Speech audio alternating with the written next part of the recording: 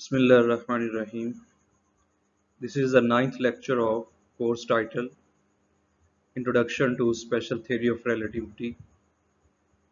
The course code for this course title is PHYS 4135. Here we will discuss the following topics: 4 vector formalism. 4 vector formalism में हम 4 vector को tensor form में represent करेंगे, and then with the help of this 4 vector formalism we express the 4 well-known equations of Laurent transformations into a single equation. The second topic is classification of 4 vectors. 4 vector को उसके sign के base पे हम classified करेंगे, that is x square is greater than 0, x square less than 0 and x square is equal to 0. At the end of the lecture we prove that metric tensor remains invariant under Laurent transformation. Vector coordinate in Minkowski space R space time is specified by a 4 vector, that is x is equal to x mu is equal to x naught, x1, x2 and x3. Here the first component x naught is the time component, which we say as Ct, while the other 3 components x1, x2 and x3 are the space component, or we can say is spatial components, which we represent it by x bar. So in 4 components के बजाय हम इसको एक single components में लिख सकते हैं, that is x mu, और mu को वेरिएशन दे सकते हैं हम 0, 1, 2 and 3.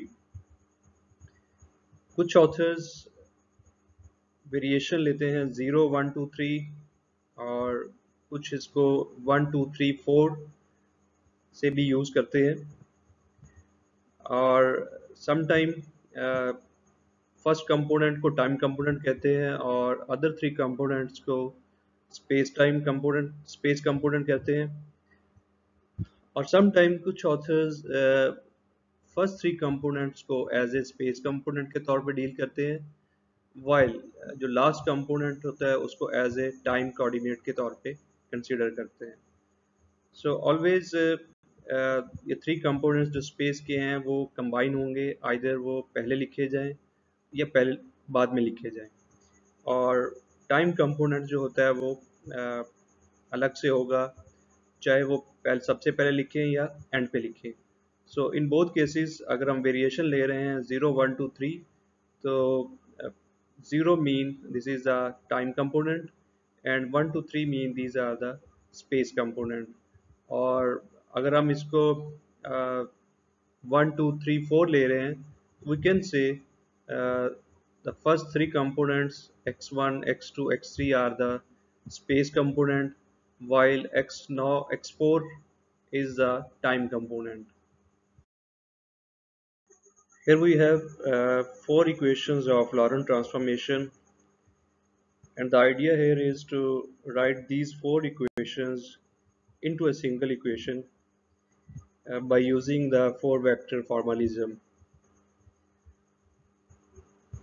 और यहाँ पे x नॉट जो है, जैसे हमने कहा कि वो टाइम को रिप्रेजेंट करता है, so first equation is a time component, और हमने लॉरेंट ट्रांसफॉर्मेशन में इसको t से रिप्रेजेंट किया था. सो हमने जो इक्वेशन ड्राइव की थी that is t prime is equal to beta into t minus x v over c square. So again हम यहाँ से वही इक्वेशन रिट्रीव कर सकते हैं if we put x naught is equal to ct, और यहाँ पे भी अगर हम x naught is equal to ct put करें एंड ईटा की वैल्यू अगर हम यूज़ करें v over c, then c can be through or divided so that we have v t over c square, v x over c square and t. so ये again वही equation बन जाएगी अगर हम जो अभी हमने डिफाइन किया है x naught is equal to c t की वैल्यू यूज़ करेंगे तो similarly the second component x1 correspond to x-axis. So therefore अगर हम अगेन यहाँ पे भी वैल्यू यूज़ करें x1 मीन x, और यहाँ पे अगर हम x नॉट की अगेन वो वैल्यू यूज़ करें जो अभी हमने यूज़ की है दैट इज़ सी टी, और ईटा की वैल्यू अगर हम यूज़ करें v over c, then c will be cancelled out, and again we have the Laurent transformation in the x coordinate as beta into x minus bt. And since we are assuming the frame s dash is moving along x-axis, therefore the transformation along y-axis and z-axis remain same. That is x2 represents the y-axis and x3 represents the z-axis. So last four equations को हम matrix form में लिख सकते हैं, और अगर हम again four vector की डेफिनेशन यूज़ करें तो लेफ्ट हैंड साइड का जो कॉलम मैट्रिक्स है उसको हम लिख सकते हैं एक्स प्राइम म्यू, फिर again mu is varies from 0 1 2 3, और इस पूरे मैट्रिक्स को राइट हैंड साइड पे जो है इस फर्स्ट मैट्रिक्स को हम लिख सकते हैं as capital lambda mu nu, and जो लास्ट आपका मैट्रिक्स है column matrix we can write it as x nu. So tensor formalism में अगर एक इंडिसेस की वेरिएशन अगर को हम फिक्स करते हैं, सपोज हम 3 फिक्स करते हैं, that is understood the other indices will also have the same variations. So अगर हम यहाँ पे म्यू को कह रहे हैं कि म्यू की वेरिएशन 4 है, न्यू की वेरिएशन ऑटोमेटिकली 0 1 2 3 ही होगी, और टेंसर ये इक्वेशन टेंसर फॉर्म में लिखी जा रही है. जो हम कह रहे हैं four vector formalism mean this is in tensor formalism में, और ये अबव जो फोर इक्वेशंस हमने बनाई हैं वो फोर की फोर इक्वेशंस अब हमने एक सिंगल इक्वेशन में लिख दी हैं. इस इक्वेशन में that is x prime mu is equal to lambda mu nu into x nu. और टेंसर की प्रॉपर्टी ये होती है कि लेफ्ट हैंड और राइट हैंड साइड पे आपके इंडिसेस जो होते हैं वो बैलेंस होते हैं. दैट इज अगर लेफ्ट हैंड साइड पे एक इंडिसेस यहाँ पे है दैट इज म्यू, तो राइट हैंड साइड पे भी एक इंडिसेस ही होना चाहिए आफ्टर कॉन्ट्रैक्शन. और वो यहाँ पे ये देखें कि nu nu will be cancel out, so that right hand side जो है cancel mean we can say this contraction. So same indices जो है वो कॉन्ट्रैक्ट हो जाएंगे, तो अगेन राइट हैंड साइड पे सिर्फ म्यू ही बचेगा.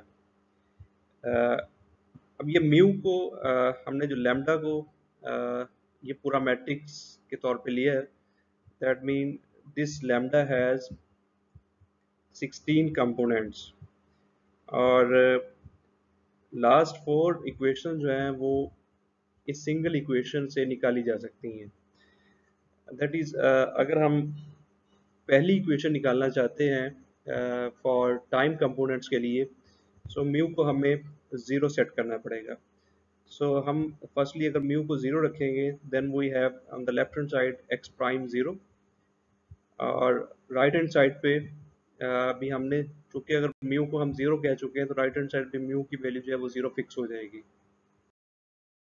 0 फिक्स होने से न्यू की वैल्यूज जो हैं वो पूरी वेरिएशन आएगी उसमें, दैट इज न्यू जो है वो 0 भी होगा, न्यू 1 भी होगा, न्यू 2 भी होगा और न्यू 3 भी होगा. सो हमारे पास यहाँ पे जो राइट हैंड साइड पे इक्वेशन बनेगी that is capital lambda 0 0 0 x0, capital lambda 0 1 x1, capital lambda 2 0 2 2 plus capital lambda 0 3 into 3. और इस मैट्रिक्स से हम ये वैल्यूज ले सकते हैं because capital lambda 0 mean beta, capital lambda 1 mean minus beta eta, and capital lambda 2 mean 0, and 3 mean 3 mean 0. सो इस case में आपके पास दो वैल्यूज जो हैं capital lambda 02 and capital lambda 03 की वो 00 है। सो आपके पास सिर्फ दो वैल्यूज बचेंगी, that is capital lambda 01 and capital lambda 0। So two values अगर हम ये इंसर्ट करते हैं 0 बीटा की और 0,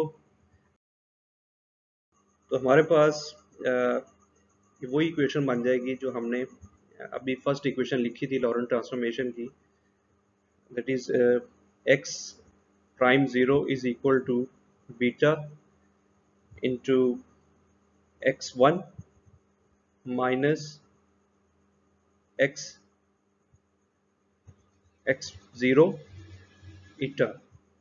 और इसी तरीके से बाकी तीन इक्वेशंस भी हम इसकी वेरिएशन दे के निकाल सकते हैं। When mu is equal to 1 तो आपके पास सेकंड इक्वेशन आएगी, when mu is equal to 2 आपके पास थर्ड इक्वेशन आएगी। और थर्ड इक्वेशन को वेरीफाई करना बहुत आसान है। म्यू इज इक्वल टू 3 रखेंगे तो यहाँ पे भी म्यू जो है वो राइट हैंड साइड पे 3 फिक्स हो जाएगा, और न्यू की वेरिएशन आएगी। न्यू 0 हो सकता है, न्यू 1 हो सकता है, न्यू 2 हो सकता है और न्यू 3 हो सकता है। सो यहाँ पे जो कैपिटल लैम्डा अगर हम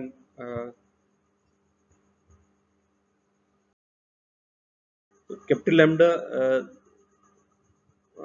3 0 जो है वो ऑब्वियसली 0 है, 3 1 भी 0 है, 3 2 भी 0, और सिर्फ 3 जो है वो 1 है। तो आपके पास सिर्फ और सिर्फ यहाँ पे x3 ही बचेगा।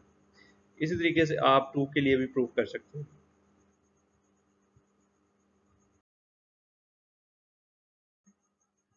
हर टेंसर की तीन टाइप्स होती हैं, कंटावेरिएंट, कोवेरिएंट एंड मिक्स टेंसर। सो अगर हमारे पास कंटावेरिएंट टेंसर है तो उससे हम मिक्स भी बना सकते हैं और कोवेरिएंट भी बना सकते हैं, और अगर कोवेरिएंट है तो उसको हम मिक्स भी बना सकते हैं और कंटावेरिएंट भी बना सकते हैं। और सिमिलरली कोई भी अगर मिक्स टेंसर है तो उसको हम कंटावेरिएंट या कोवेरिएंट भी बना सकते हैं। और ये सारा प्रोसेस हम एक मेट्रिक टेंसर को यूज करते हैं, कन्वर्ट फ्रॉम कंटावेरिएंट टू कोवेरिएंट और कंटावेरिएंट to a mixed tensor and vice versa. So we can say the indices of a position vector can be raised or lowered. के यहाँ पे x म्यू दिखाया गया और ये नीचे लोअर केस में है, सबस्क्रिप्ट में है। तो जब भी किसी भी क्वांटिटी के सबस्क्रिप्ट में लिखा जाएगा इंडिसेस, तो वो अगर सिंगल इंडिसेस है या टू इंडिसेस है, even more than two indices हैं, तो उसको हम कोवेरिएंट कहेंगे। और अगर यही इंडिसेस इसके सुपरस्क्रिप्ट में लिखे जाएं तो ये कंटावेरिएंट कहलाएंगे। और अगर ये इंडिसेस सुपरस्क्रिप्ट में भी हैं और सबस्क्रिप्ट में भी हैं तो फिर ऐसा टेंसर जो होता है वो मिक्स टेंसर कहलाता है। और जितने इंडिसेस किसी भी टेंसर के ऊपर होते हैं उतना उसका रैंक होता है। अगर आप यहाँ पे देखें तो इनिशियली हमारे पास एक कंटा वेरिएंट दिया हुआ था, उसको अगर हमने मेट्रिक टेंसर से मल्टीप्लाई किया है तो ये न्यू कॉन्टेक्ट हो जाएगा, तो ये म्यू जो है ये शिफ्ट हो जाएगा इसके सबस्क्रिप्ट में, जो कि लेफ्ट हैंड साइड पे आप देख सकते हैं। से एक कंटा वेरिएंट से हमने को वेरिएंट बना लिया। और सिमिलरली चूंकि ये मेट्रिक टेंसर है तो इसका इन्वर्स भी एग्जिस्ट करता है। इसी तरीके से अगर आपके पास वेरिएंट दिया हुआ है तो आप उसके इन्वर्स से मल्टीप्लाई करके उसको कंटा वेरिएंट ले सकते हैं, और इस केस में भी न्यू जो है वो कॉन्टेक्ट हो जाएगा और म्यू इसके सबस्क्रिप्ट में सुपरस्क्रिप्ट में शिफ्ट हो जाएगा। So we get contravariant answer. यहाँ पे जो जीटा है उसका मैट्रिक्स हमने रिप्रेजेंट किया हुआ है, और ये डायगोनल मैट्रिक्स है जिसका फर्स्ट कॉलम और फर्स्ट रो का जो एलिमेंट है वो 1 है, बाकी जो डायगोनल एलिमेंट्स हैं वो माइनस में हैं। सो इनके सिग्नेचर जो है वो डिपेंड करते हैं इनकी सिग्नेचर ऑफ द मीट्रिक पे। अगर तो हम सिग्नेचर ले रहे हैं किसी भी स्पेस टाइम या मीट्रिक के प्लस माइनस माइनस माइनस, पहला जो होगा वो टाइम कंपोनेंट होगा और अगले 3 जो होंगे वो स्पेस कंपोनेंट होंगे। अगर स्पेस कंपोनेंट जो है वो माइनस में है तो टाइम कंपोनेंट जो होगा वो 1 प्लस में होगा, और अल्टरनेट में अगर टाइम कंपोनेंट माइनस में है तो स्पेस कंपोनेंट जो है वो प्लस में है। सो कुछ ऑथर्स जो हैं वो स्पेस कंपोनेंट्स को एज ए नेगेटिव कंसीडर करते हैं और टाइम कंपोनेंट को पॉजिटिव कंसीडर करते हैं, और इसी तरीके से कुछ ऑथर्स जो हैं वो टाइम कंपोनेंट को नेगेटिव कंसीडर करते हैं और स्पेस कंपोनेंट को एज ए पॉजिटिव कंसीडर करते हैं। और लेकिन बोथ केसेस जो फिजिकल रिजल्ट्स हैं वो सेम आते हैं।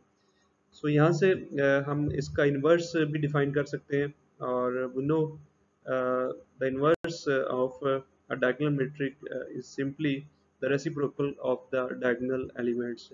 सो चूंकि यहाँ पे 1 minus one minus one minus one है, सो इसका इन्वर्स भी एग्जैक्टली वही आएगा। सो इंडिसेस को भी हमने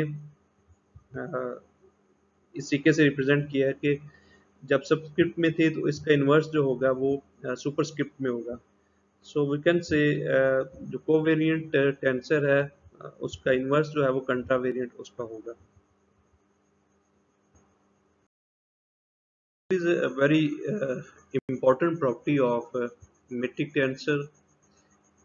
If we multiply the metric tensor with its inverse, then we get a Kronecker delta. अगर हम, ये जनरल सी बात है कि किसी भी नंबर को उसके इन्वर्स से मल्टीप्लाई करें तो रिजल्ट जो होता है वो 1 आता है। सो टेंसर में इसका रिजल्ट जो है एक Kronecker डेल्टा की शेप में आएगा। म्यू म्यू कैंसिल हो जाएगा तो हमारे पास न्यू और लैम्डा आएगा राइट हैंड साइड पे, और Kronecker डेल्टा को हमने डिफाइन किया हुआ है कि अगर इसके दोनों इंडिसेस जो हैं वो सेम होंगे तो रिजल्ट जो है वो 1 आएगा, और दोनों इंडिसेस अगर डिफरेंट होंगे तो फिर रिजल्ट जो है वो 0 आएगा। This is the definition of Kronecker delta. और अगर हम इसको 4 डायमेंशन में देखें तो इसकी जो वैल्यू है वो 4 आएगी, बिकॉज 4 डायमेंशन में इन तमाम इंडिसेस की जो वेरिएशन होगी वो 4 तक होगी। दैट इज अगर हम 0 1 2 3 ले रहे हैं तो इसकी वेरिएशन न्यू और लैम्डा की वेरिएशन जो होगी वो 0 1 2 एंड 3 होगी।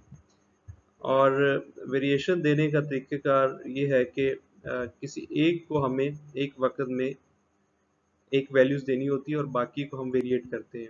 सो अगर हम यहाँ न्यू को 0 देते हैं तो लैम्डा जो होगा वो 0 भी होगा, लैम्डा 1 भी होगा, लैम्डा 2 भी होगा और लैम्डा 3 भी होगा। इस केस में डेल्टा 0 0 के लिए तो चूंकि दोनों इंडिसेस सेम हो जाएंगे तो इसका रिजल्ट 1 आएगा, बाकी 3 के लिए इसका रिजल्ट जो है वो 0 आएगा। दैट इज 0 1 0 2 और 0 3 के लिए। और चूंकि न्यू की वेरिएशन भी 0 1 2 3 4 है, तो नेक्स्ट वेरिएशन जब हम लेंगे न्यू की एज ए 1 के तौर पे, तो इसमें भी इसकी वैल्यूज जो हैं वो 1 0 1 1 1 2 और 1 3 होगी। अगेन 1 1 के लिए ये रिजल्ट 1 देगा और बाकी 3 के लिए ये वैल्यू 0 देगा।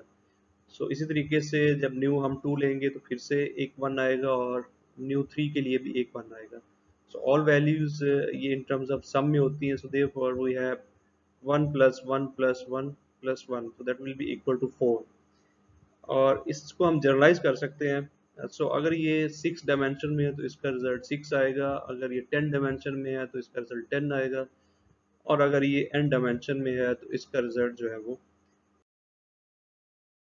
क्लासिफिकेशन ऑफ 4 वेक्टर्स के लिए हम दो वेक्टर्स डिफाइन करते हैं, एक कंट्रावेरिएंट और एक covariant.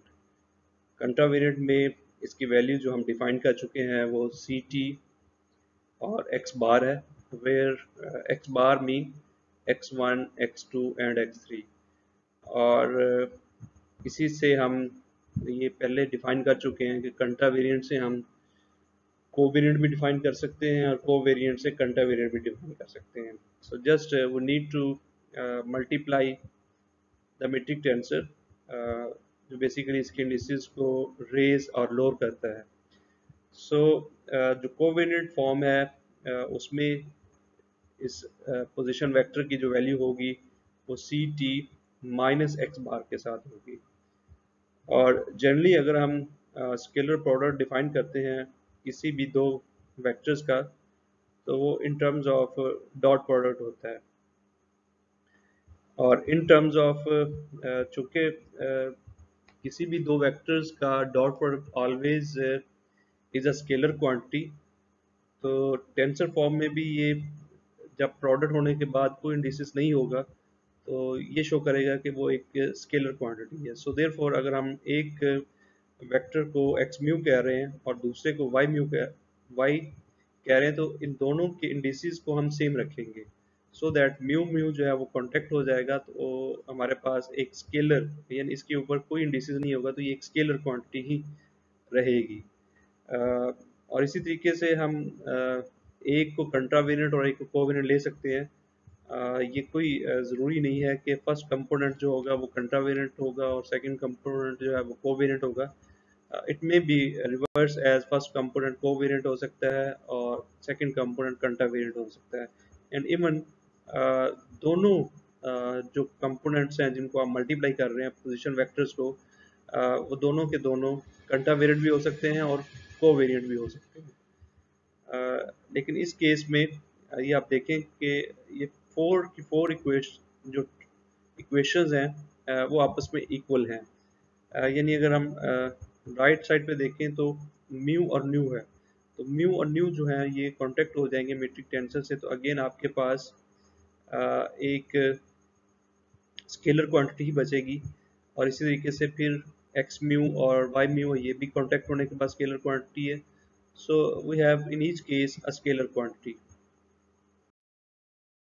Now using the definition of contravariant position vector and covariant position vector, जो अभी हमने डिफाइन किया है that contravariant में और कोवेरिएंट में टाइम कंपोनेंट जो है वो सेम रहता है, दैट इज सी टी, जबकि स्पेशल कंपोनेंट का सिग्नेचर जो है वो चेंज होता है, जिसमें कंट्रावेरिएंट में हमारे पास एक्स बार था पॉजिटिव और कोवेरिएंट में माइनस एक्स बार था। सो अगर हम इन दोनों का कंट्रावेरिएंट और कोवेरिएंट का डॉट प्रोडक्ट लें, we have x naught square minus x bar square. और क्लासिफिकेशन ऑफ फोर वेक्टर्स की जो हो रही है वो एक्स स्क्वायर के साइन पे हो रही है, and we can say the sign of x square between any two points the space time tells whether they can connected through regular travel. Regular travel means slower than light, which we call as time like, or by a light beam. Light beam mean light like, or the third case is not at all, which we call it as space like. Space like means four vector cannot influence each other. या हम इसको ऐसे भी कह सकते हैं, there is no way to send a signal between them, and therefore there is no way to transfer information. So here greater than 0 mean we can say x mu is a time-like vector. Whenever x square less than 0, we say x mu is space-like vector.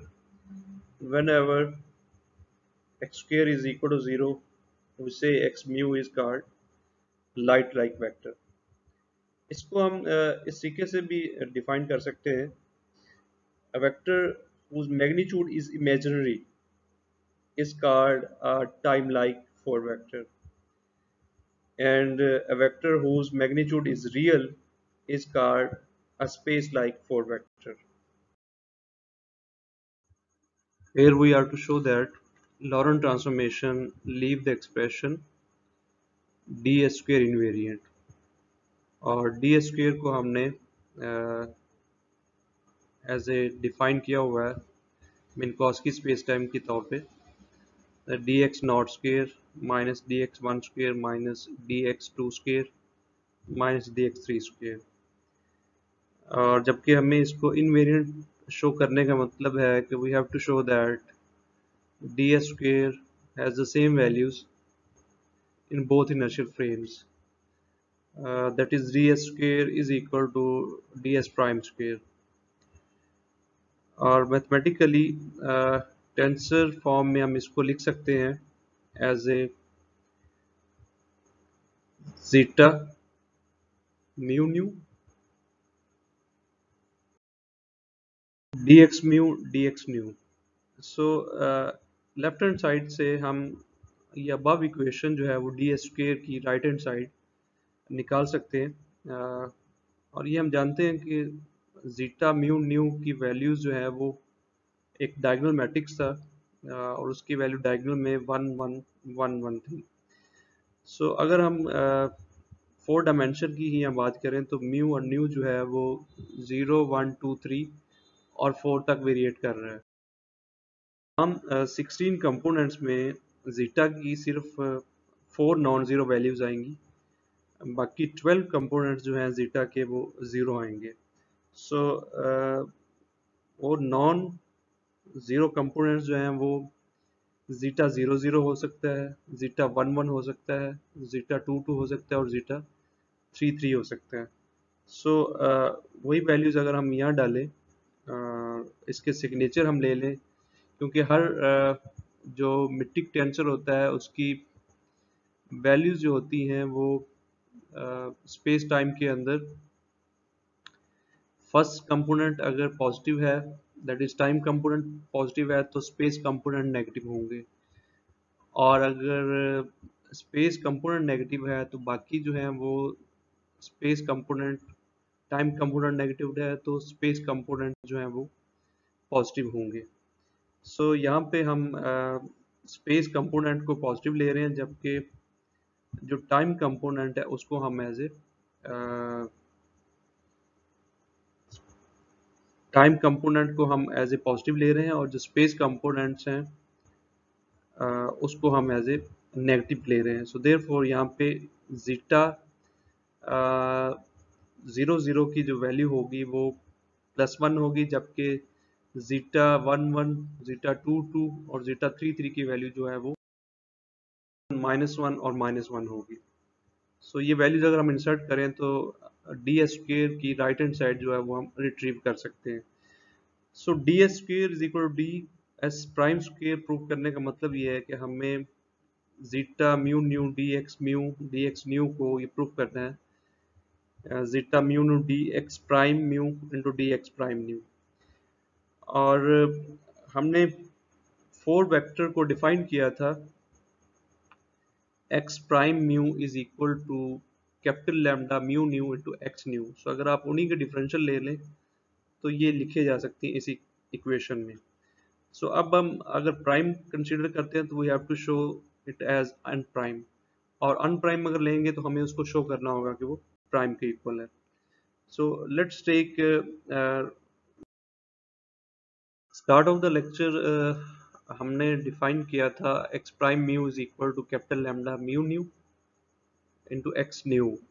सो अगर आप वही values यहाँ पे insert कर दें, उसी का अगर आप डिफरेंशियल लें, तो चूंकि कैपिटल लैम्डा जो है ये मैट्रिक्स फॉर्म में है, इसका तो डिफरेंशियल नहीं आएगा, सिर्फ एक्स का डिफरेंशियल आएगा।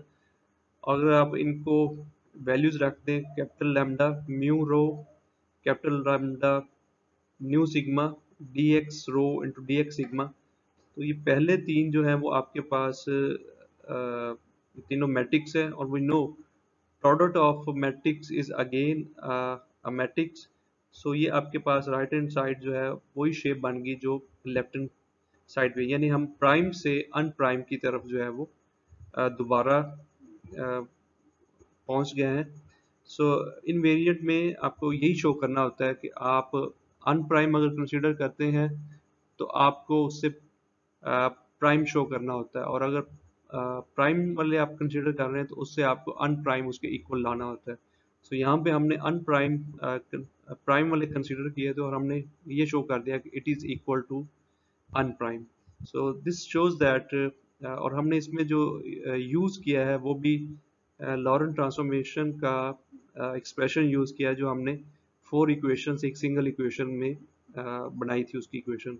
therefore we can say the line element ds square are the expression ds square, या हम इसको मीट्रिक टेंसर भी कहते हैं।